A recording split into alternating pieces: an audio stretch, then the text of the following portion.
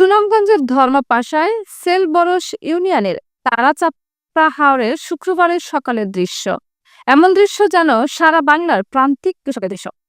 হাড় ভাঙা পরিশ্রম আর মাথার ঘাম পায়ে ফেলা বীরের নাম যেন কৃষক।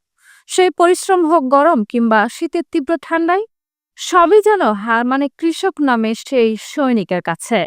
প্রচন্ড কুয়াশা আর সত্য প্রবাহের মাঝে যখন চারপাশে হয়ে যায় নীরব, তখন ক্ষেত ও মাঠের মধ্য থেকে ভেসে আসা কৃষকদের কণ্ঠের ধ্বনিতে শীতের ভয় ভাঙে সকল মানুষের। এ যেন রাজপথে মিছিলের সামনে থাকা লড়াকু সৈনিকের বলিষ্ঠ কণ্ঠস্বর। এই কণ্ঠস্বর সবখানে বিরাজমান থাকার আহ্বান তাদের। কৃষকরা বলেন, সুশীল সমাজ আর সরকার আমাদের পাশে থাকবে বলে আশাবাদী। তারা আর বলেন, গরম ও শীতকে কাবু করে কঠোর পরিশ্রম করে ফলানো সোনার ফসল যাদের কাছে তুলে দেওয়া হয়, তাদের কাছেই আমরা অবহেলিত।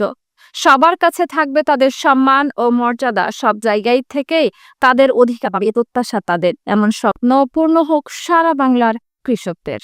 আমরা তো এই শীতের মাঝে খুব কষ্ট করতেছি। হ্যাঁ, বালা খাওয়া শুয়ার হইতাছি না কিনু না। হ্যাঁ, সরকারে তো আমরা বলি এই যে কৃষক আমরা যারা আছি এরা তো কিনুতেই করতে পারতাছি, কিন্তু আবেদনও পাই না, কিন্তু অফিস আদালতে যাইতে পারি না।